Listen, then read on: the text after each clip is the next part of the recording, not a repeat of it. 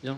Alors, pour cette dernière présentation de la journée, nous allons écouter Philippe Drapeau-Contim de l'Université de Rennes qui va présenter un exposé intitulé « L'essence en principe ». Je présente Philippe Drapeau-Contim en quelques mots. Il est maître de conférences en métaphysique et en philosophie du langage à l'Université de Rennes 1 et directeur adjoint du Centre Atlantique de philosophie pour le site rennais. Ses travaux portent principalement sur la métaphysique des modalités, l'identité, les théories de la référence, la sémantique des termes d'espèces, parmi d'autres sujets.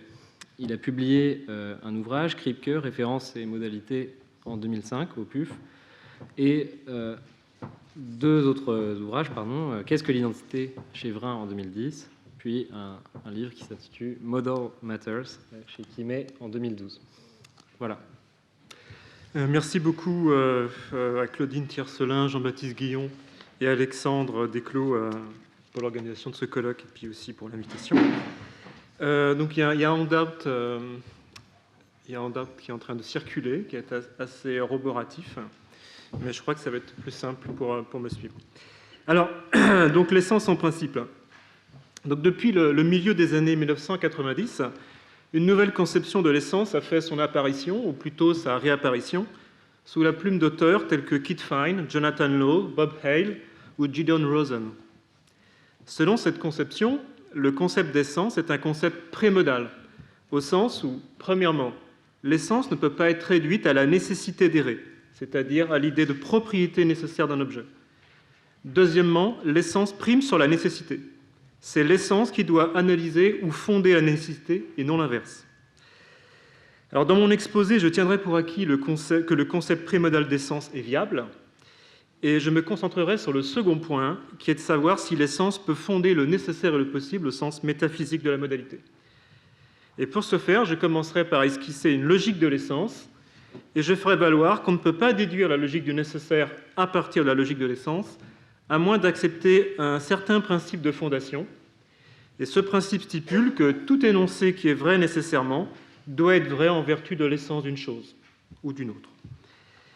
Je montrerai que malheureusement, le principe de fondation est violé par tous les énoncés qui rapportent que deux objets concrets sont numériquement distincts entre eux.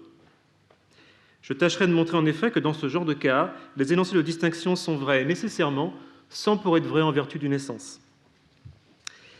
Mais alors, si le principe de fondation est faux, est-ce que ça signifie qu'on doit admettre des nécessités brutes? On revient à la brutalité d'Alexandre, c'est-à-dire des nécessités brutes, des nécessités non fondées sur l'essence. Non, dans ma conclusion, j'essaierai de vous convaincre qu'en dépit de ces contre-exemples, toute vérité nécessaire est ou bien fondée directement sur une essence, ou bien fondée indirectement sur une essence en étant dérivée d'un conditionnel général de nécessité qui, lui, est fondé sur l'essence. Alors, je commence quand même par rappeler brièvement les raisons qui font qu'un nombre croissant d'auteurs renoue aujourd'hui avec la conception prémodale de l'essence.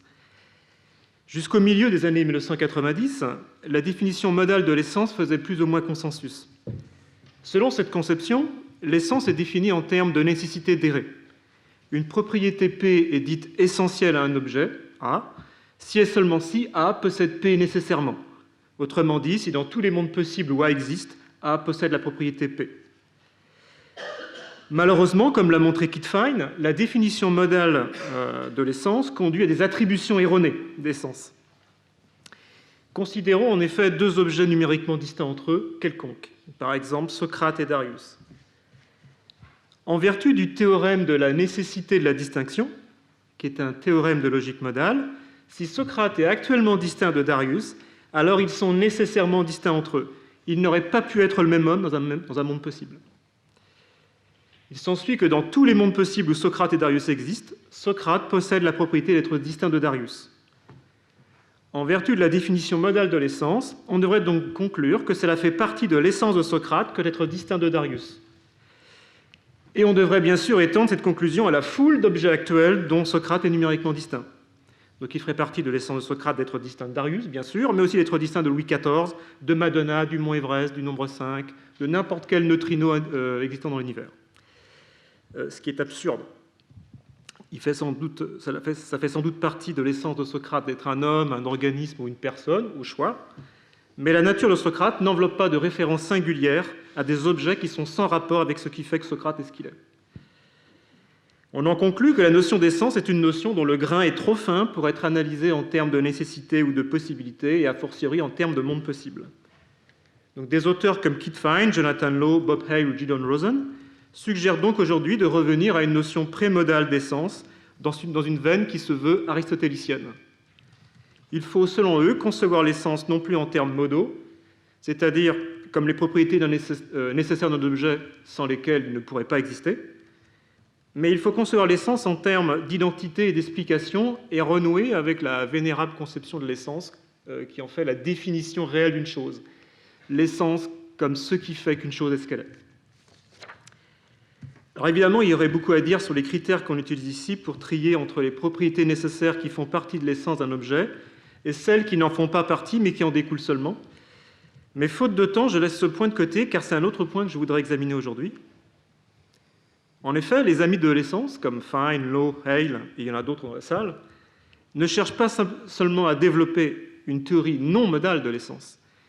Ils entendent aussi inverser la priorité et utiliser la théorie de l'essence afin d'analyser, ou du moins de fonder, la nécessité et la possibilité, au sens métaphysique du terme, sur l'essence.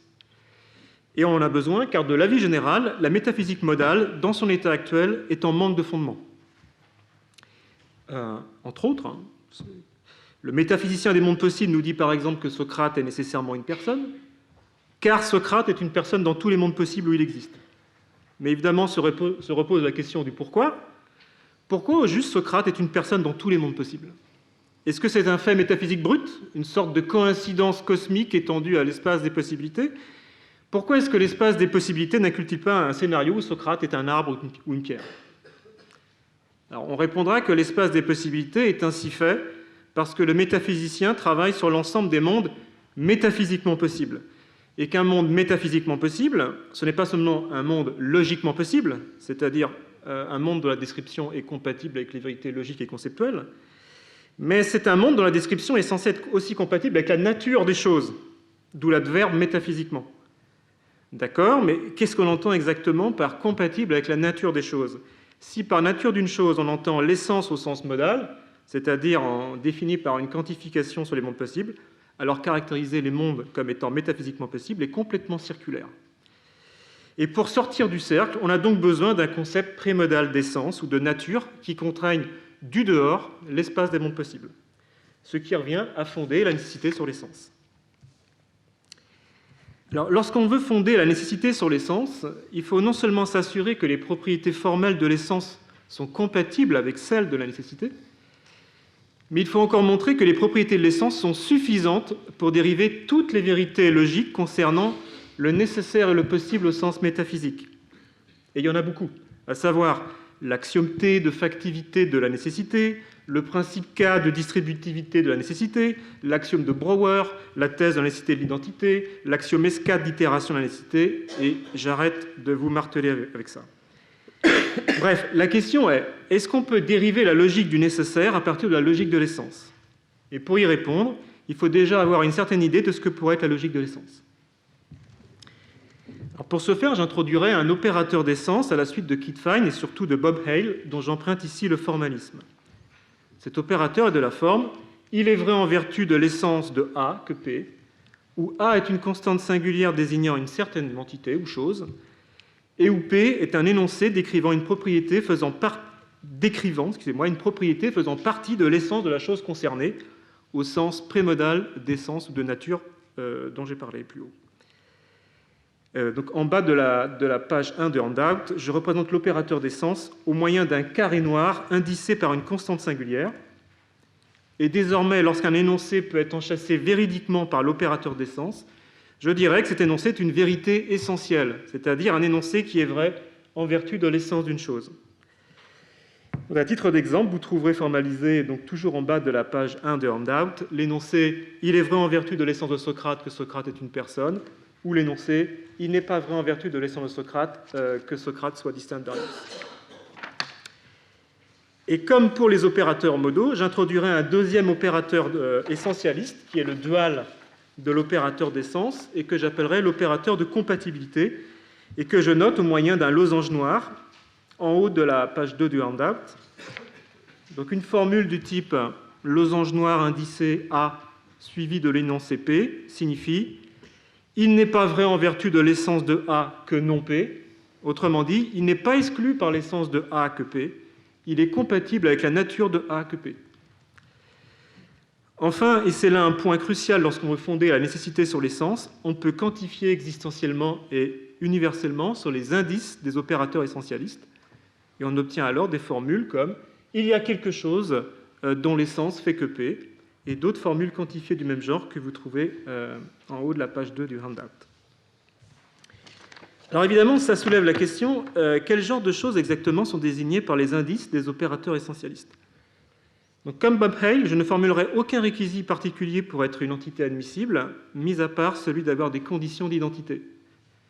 Les termes indiquant des opérateurs essentialistes peuvent donc désigner des objets concrets spatio-temporels, comme Socrate, mais aussi des objets abstraits, comme les nombres, les ensembles, les fonctions, les propriétés ou les relations. Donc, comme exemple de vérité essentielle, j'admettrai des énoncés comme ceux que vous trouvez à la page 2 du handout. Il est vrai en vertu de l'essence de l'antinaturel 2 que 2 est le successeur immédiat de 1 dans la suite des antinaturels. Il est vrai en vertu de l'essence de la relation être une partie de que cette relation est transitive.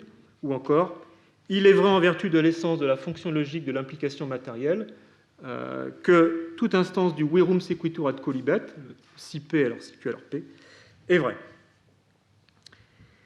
Alors, devant ce genre d'exemple, vous me demanderez peut-être, mais qu'est-ce qui vous permet de dire que la transitivité de la relation de partie ou le Verum sequitur ad colibet font bien partie de l'essence des objets concernés?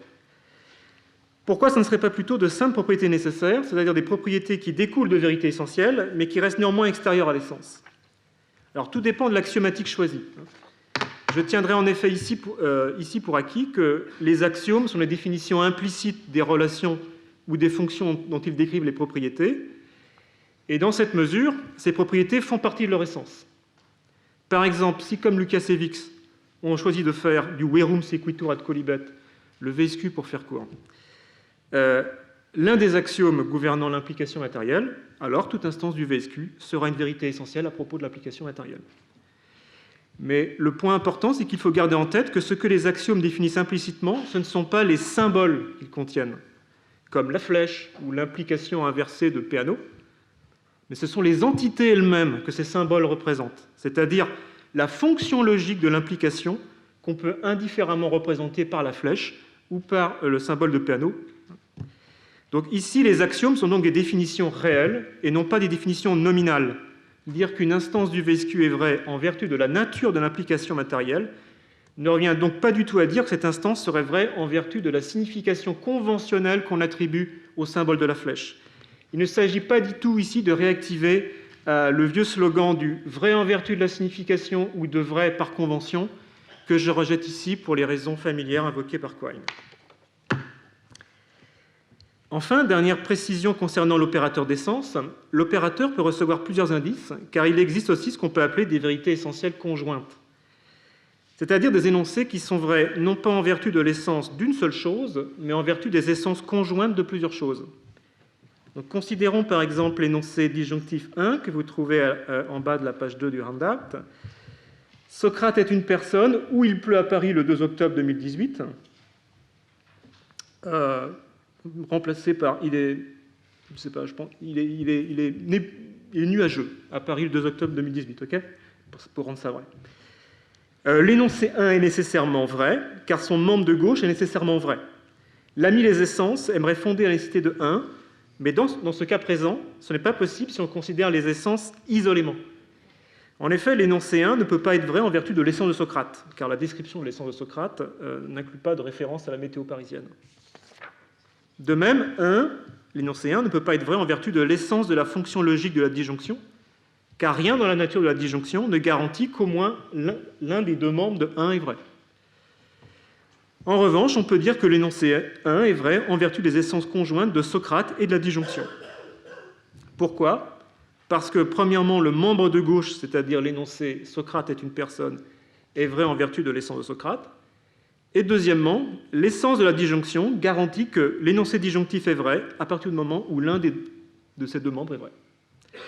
Donc sur ce point, je vous renvoie en haut de la page 3 du handout, où je donne une caractérisation générale de ce que j'entendrai ici par énoncé vrai en vertu d'essence conjointe.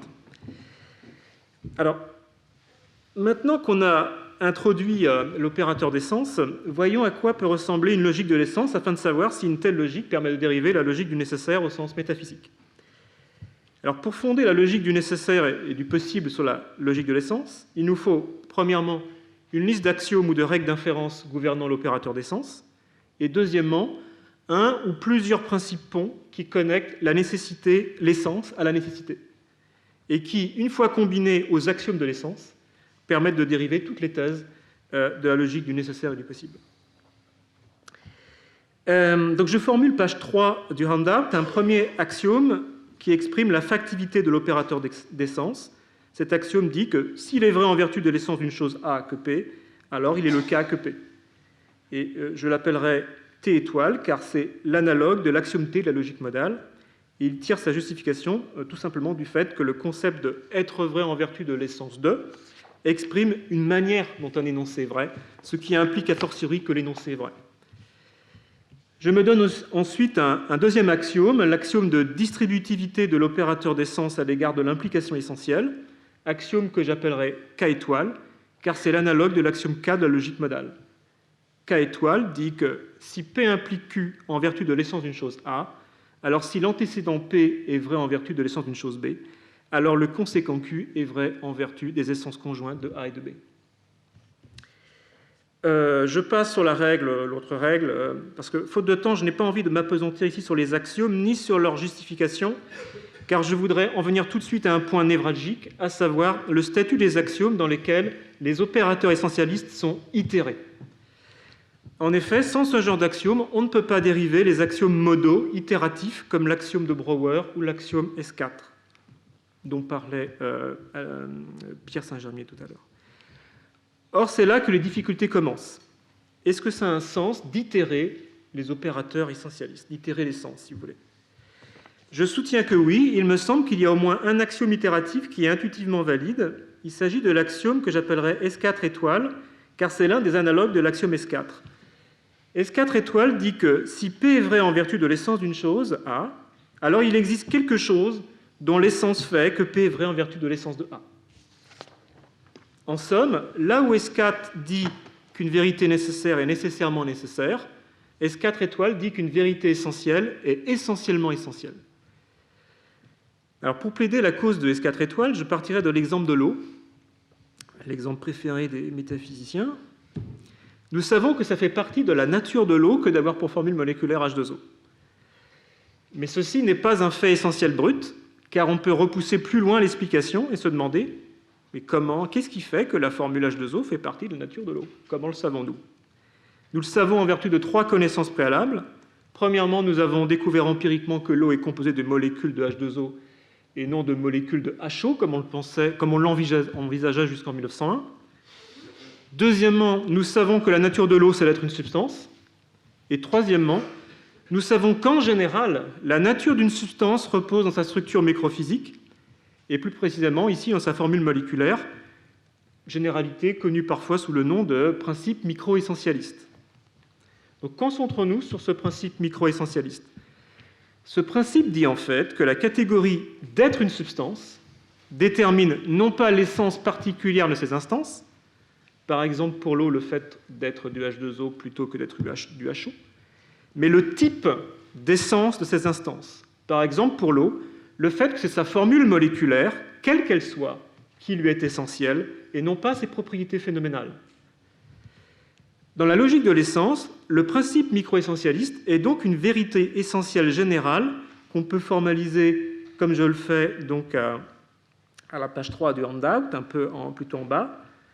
Prémisse 1. Il est vrai en vertu de l'essence de la catégorie d'être une substance que la formule moléculaire d'une substance fait partie de son essence. Et comme on le voit sous sa forme formalisée, ce principe général conditionnel emboîte 2 opérateurs d'essence l'un dans l'autre. On a donc l'amorce d'une itération de l'opérateur. Si on combine, premièrement, le principe micro-essentialiste, deuxièmement, la prémisse 2, selon laquelle l'eau est par essence une substance, et troisièmement, la prémisse 3, selon laquelle il est essentiel à l'eau d'avoir pour formule moléculaire H2O, alors, en appliquant l'axiome de distributivité K étoile à ces trois prémisses, je vous épargne la preuve, on obtient, je ne vous épargne pas complètement, je l'ai mise en haut de la page 4, on obtient une conclusion itérative qui dit, donc toujours en haut de la page 4, il est vrai en vertu des essences conjointes de la catégorie d'être une substance et de l'eau, que l'eau a essentiellement pour formule H2O. Et on obtient la conclusion itérative qui est attendue selon l'axiome S4 étoiles.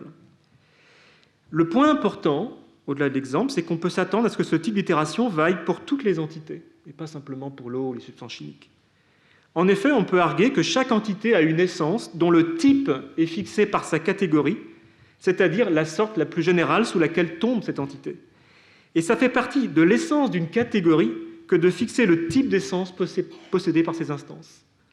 On peut donc reproduire le schéma d'argument qui a été appliqué à l'eau pour n'importe quelle entité. Alors, il resterait d'autres axiomes dont il faudrait examiner la validité, mais il me semble urgent d'en venir maintenant à la discussion des principes ponts entre l'essence et la nécessité, car c'est là que se niche la principale difficulté. Ces principes ponts doivent permettre de convertir chaque énoncé modal en énoncé essentialiste et vice-versa. Et sans ces règles de correspondance, il est tout simplement impossible de fonder la logique du nécessaire sur celle de l'essence. Alors, le principe pont fondamental prend la forme d'une équivalence que vous trouvez au milieu de la page 4 des Horndadt et qui dit « Il est nécessaire que P, si et seulement si, il y a une chose dont l'essence rend vrai l'énoncé P. » Alors, pourquoi est-ce que je parle ici d'équivalence de façon un peu frileuse plutôt que de définition du nécessaire par l'essence, comme le font d'autres auteurs? Parce qu'à mon avis, les concepts en jeu de part et d'autre de l'équivalence sont trop différents pour autoriser une définition. Comme on l'a vu avec Kittfein, le concept d'essence n'est pas un concept modal au sens strict, c'est-à-dire qui a trait à la possibilité et à la nécessité. Définir la nécessité par l'essence reviendrait donc ou bien à changer de sujet en vidant le concept de nécessité de son sens modal, ou bien par contre-coup à modaliser implicitement la notion d'essence. Alors on pourrait m'objecter que l'impossibilité de définir le concept de nécessité par celui d'essence n'empêche pas de réduire la nécessité à l'essence. On fera valoir par exemple que la température d'un gaz n'est rien d'autre que l'énergie cinétique moyenne des molécules qu'il compose, même si le concept thermodynamique de température ne peut pas être défini par le concept mécanique d'énergie cinétique.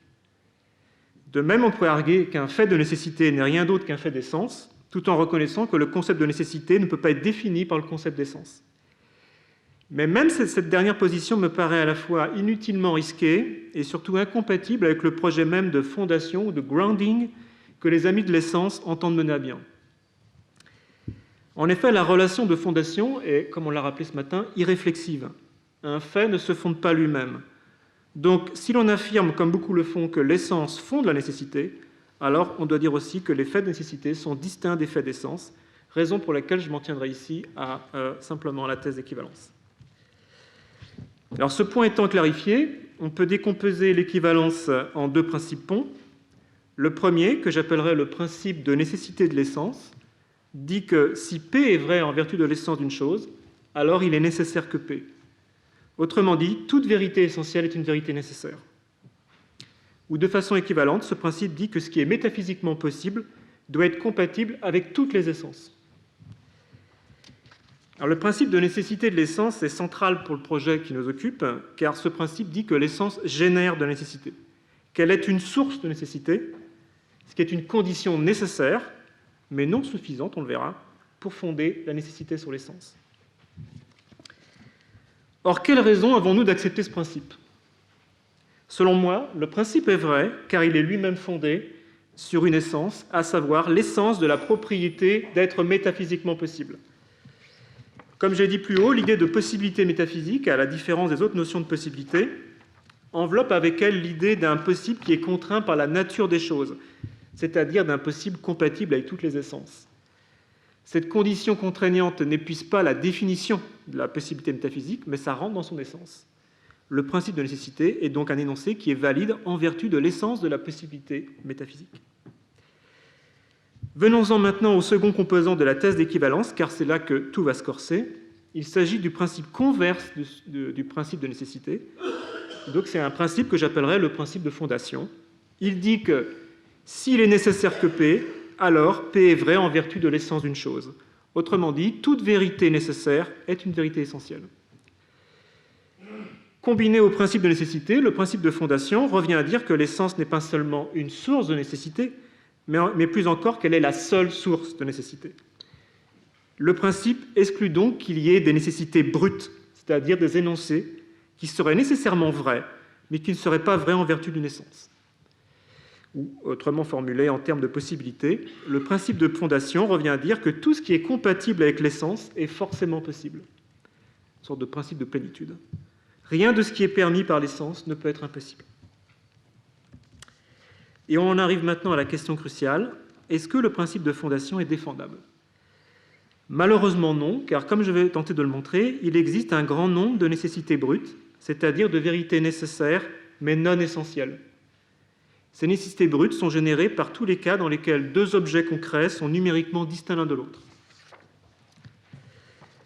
Alors, afin de bien comprendre ces contre-exemples au principe de fondation, je crois qu'on doit avoir à l'esprit une asymétrie qui existe entre l'identité et la distinction, asymétrie à laquelle Sébastien Motta a fait allusion ce matin.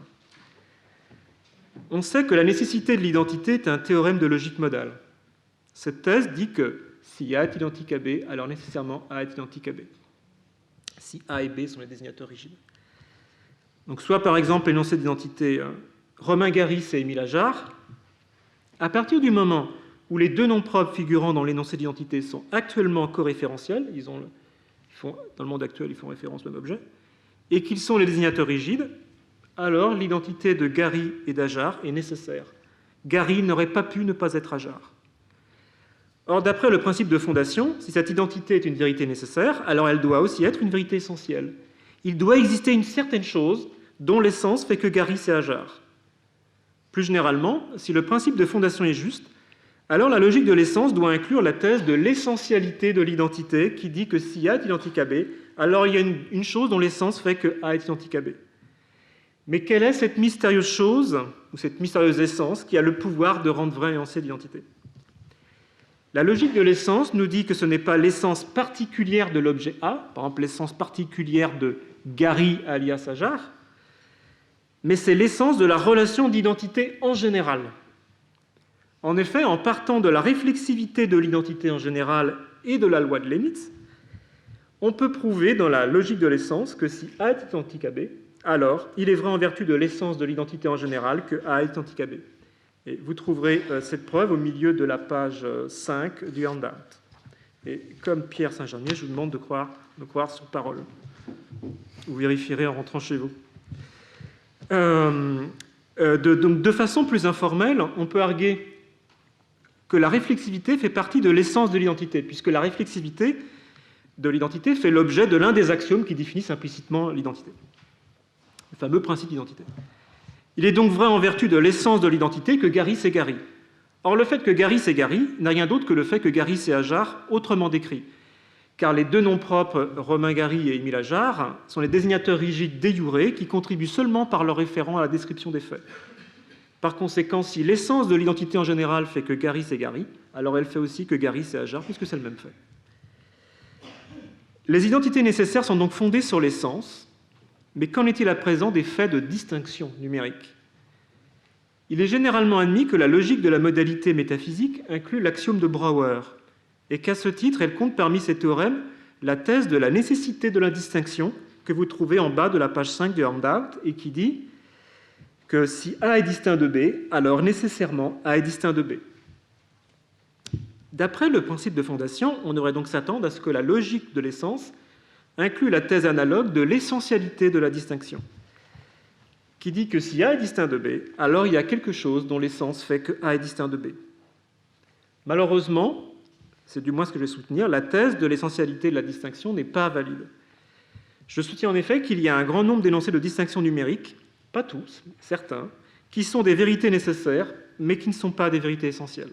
– C'est ce que j'appellerais les cas de distinction non essentielle.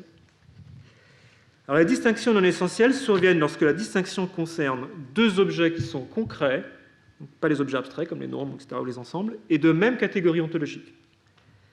Par exemple, deux personnes. Donc, reprenons justement le fait que Socrate n'est pas la même personne que Darius. Dans la mesure où Socrate et Darius sont des objets concrets et non pas des objets abstraits comme les nombres ou les ensembles, ils n'ont pas de définition réelle qui contiendrait une propriété individuante ou différenciante, le problème est bien connu dans la métaphysique traditionnelle, qui permettrait de fonder leur distinction numérique.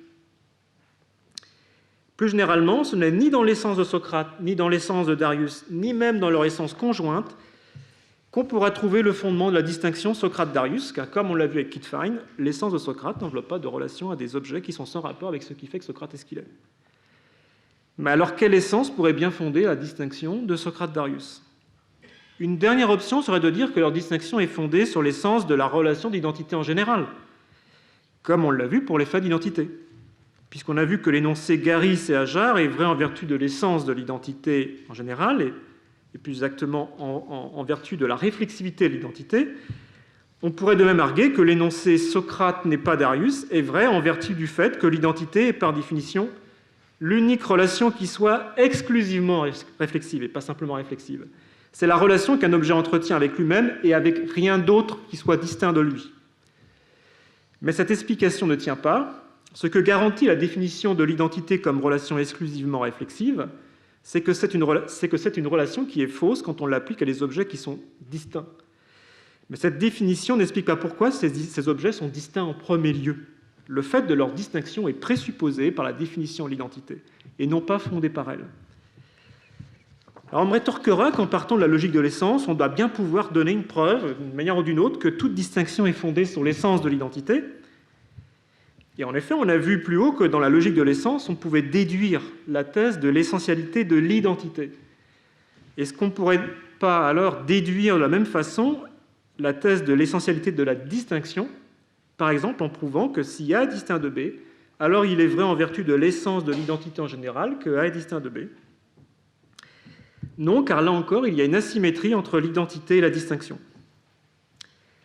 Alors, en logique modale, on ne peut pas prouver la thèse de la nécessité de la distinction à moins d'ajouter un axiome modal qui est très substantiel, à la différence de la thèse de la nécessité de l'identité. C'est l'axiome de Brouwer. Et l'axiome de Brouwer dit que si un énoncé est vrai actuellement, alors il est nécessaire que le fait qu'il décrit est possible. De la même façon, pour prouver dans la logique de l'essence la thèse de l'essentialité de la distinction, il faut un nouvel axiome que j'appellerai Brouwer étoile, car c'est l'analogue de l'axiome de Brouwer. Axiome donc, que vous trouvez au milieu de la page 6 du handout. Brouwer étoile dit que si un énoncé est vrai, alors il doit avoir une certaine chose dont l'essence garantit que cette vérité est compatible avec toutes les essences. Or, le problème, c'est que je ne vois aucun candidat plausible pouvant jouer le rôle de cette mystérieuse chose surplombante dont l'essence garantirait la compatibilité de chaque vérité avec toutes les essences. Et il y a de bonnes raisons de penser qu'on ne pourra jamais trouver une telle essence. En effet, examinons d'un peu plus près l'effet de distinction engageant deux objets concrets de même catégorie, par exemple deux personnes. L'explication de pourquoi il y a deux personnes plutôt qu'une, dans une situation donnée, n'a rien de trivial. Le fait qu'il y ait ici deux personnes plutôt qu'une, ou là deux arbres plutôt qu'un, ou ici deux espèces biologiques plutôt qu'une, dépend de la satisfaction de conditions contingentes par des entités plus fondamentales que les personnes, les arbres ou les espèces biologiques. À savoir, le fait qu'il n'y ait pas de continuité psychologique entre tel état mental et tel autre, si on est lockéen en matière d'identité personnelle, ou le fait que telle population soit isolée de telle autre par une barrière géographique, si on considère que la distinction des espèces biologiques repose sur l'isolement reproductif, etc., etc. Et c'est le fait d'appliquer à ces circonstances parfaitement contingentes une certaine propriété sortale qui délivre des conditions de distinction synchroniques, c'est-à-dire en même temps, et diachroniques. Par exemple, le sortal est une personne qui nous dit, selon Locke, ça doit être la même personne. Il y aura deux personnes s'il n'y a pas de continuité psychologique, il y en aura une s'il y a continuité psychologique. Donc, c'est le fait qu'on applique le sortal qui explique pourquoi il y a deux personnes plutôt qu'une, deux espèces biologiques plutôt qu'une, deux arbres plutôt qu'un. Dans la mesure donc où un fait de distinction, le fait qu'il y ait deux personnes plutôt qu'une, repose en partie sur l'obtention de conditions qui sont contingentes, ce type de fait ne peut pas découler d'une essence, car une essence ne peut pas générer des faits contingents en vertu du principe de la nécessité de l'essence. Mais alors, si les faits de distinction reposent en partie sur l'obtention de conditions contingentes, comment se fait-il au bout du compte qu'ils soient, comme par magie, nécessaires? Car n'oublions pas, la nécessité de la distinction est un théorème de logique modale. Alors, à mon sens, le caractère nécessaire des faits de distinction résulte non pas d'une quelconque essence, mais d'un trait formel de la possibilité métaphysique. Le fait que ce qui est le cas dans un monde possible constitue une possibilité du point de vue de n'importe quel autre monde possible. En d'autres termes, le fait que la relation dite d'accessibilité entre les mondes possibles soit symétrique. En effet, à partir du moment où l'obtention de conditions contingentes combinées à un certain sortal entraîne qu'il y a actuellement, dans une certaine situation, deux objets, A et B, alors ces objets n'auraient pas pu n'en former qu'un, car du point de vue d'un monde où, per impossibile, A et B ne seraient qu'un, notre monde actuel constituerait une possibilité où A et B sont deux objets distincts, ce qui violerait la nécessité de l'identité du point de vue du monde possible imaginé. Et c'est ce qui explique pourquoi il y a des distinctions qui, partant pourtant de faits plus fondamentaux contingents, sont nécessitées, en dépit du fait qu'elles soient non essentielles. Ces vérités nécessaires mais inessentielles montrent qu'on ne peut pas dériver la logique du nécessaire de celle de l'essence, et donc on ne peut ni fonder la nécessité sur l'essence, ni a fortiori réduire réductivement la nécessité à l'essence. Je conclus. Est-ce que ce résultat négatif signifie qu'il y a des nécessités brutes, c'est-à-dire non fondées, comme je l'ai suggéré plus haut? Alors, tout dépend de ce qu'on entend exactement par nécessité brute. Si on l'entend par là des énoncés qui sont vrais nécessairement sans être vrais en vertu de l'essence d'une chose, alors oui, l'examen des cas de distinction montre qu'il y a des nécessités brutes. Mais si par nécessité brute on entend des énoncés dont la vérité dans tous les mondes possibles serait un fait métaphysique primitif qu'on ne pourrait absolument pas expliquer en invoquant les essences, alors non, il n'y a pas de nécessité brute en ce sens dramatique. Alors pourquoi? Parce que même s'il y a des vérités nécessaires mais inessentielles, on peut néanmoins introduire ces vérités nécessaires irréductibles dans la logique de l'essence sous la forme d'axiomes préfixés par l'opérateur d'essence. En effet, la possibilité métaphysique est une propriété et à ce titre, elle a une essence, comme on l'a vu. Or, cette essence inclut les propriétés d'itération de la modalité, propriétés qui sont énoncées par les axiomes modaux, dont l'axiome de Brouwer qui nous intéresse tellement. L'idée est donc d'ajouter à la logique de l'essence les vérités nécessaires irréductibles en les présentant comme des formules qui sont valides en vertu de l'essence de la propriété de possibilité métaphysique. On peut ainsi injecter le schéma de Brouwer, dont on a tellement besoin pour rendre compte de la nécessité métaphysique, au moyen d'un axiome essentialiste qui emboîte le schéma de Brouwer en disant « Il est vrai en vertu de l'essence de la possibilité métaphysique que si P, alors il est nécessairement possible que P ». Et ce nouvel axiome essentialiste, combiné à d'autres, ne nous donnera pas la thèse de la nécessité de la distinction, et heureusement, puisqu'on a vu que cette thèse est fausse, mais il permet de dériver une thèse plus faible, mais suffisante pour nos besoins, que je note dans la dernière page du handout, nécessité de la distinction étoile, je n'ai pas trouvé de meilleur nom, désolé, et qui dit « La nécessité de la distinction est valide en vertu de l'essence de la possibilité métaphysique et de l'identité ». Alors, en quoi est-ce que ça nous sauve de l'écueil des nécessités brutes? Eh bien, reprenons l'énoncé de la distinction nécessaire de Socrate-Darius. Cet énoncé de nécessité découle de deux prémisses. D'une part, la prémisse purement factuelle que Socrate est distinct de Darius. C'est un fait. D'autre part, le conditionnel de nécessité qui dit que si Socrate est distinct de Darius, alors nécessairement Socrate est distinct de Darius. Et c'est de ce conditionnel de nécessité que l'énoncé de distinction nécessaire entre Socrate et Darius hérite sa nécessité. Or, ce conditionnel de nécessité est une instance de la thèse de la nécessité de la distinction, et on vient de voir justement que cette thèse est valide en vertu de l'essence de la possibilité métaphysique et de l'identité. Par conséquent, l'énoncé de la distinction Socrate-Darius n'est pas une nécessité brute, car même si cet énoncé n'est pas une vérité essentielle, il hérite néanmoins sa nécessité d'un conditionnel de nécessité qui, lui, est vrai en vertu d'une essence. Plus généralement, on peut conjecturer que toute vérité nécessaire est ou bien fondée immédiatement sur l'essence, c'est-à-dire vraie en vertu d'une essence, ou bien fondée indirectement sur l'essence, en héritant sa nécessité d'un principe conditionnel de nécessité qui lui est fondé sur l'essence. Et en ce sens, il n'y a pas de nécessité brute. Merci pour votre attention.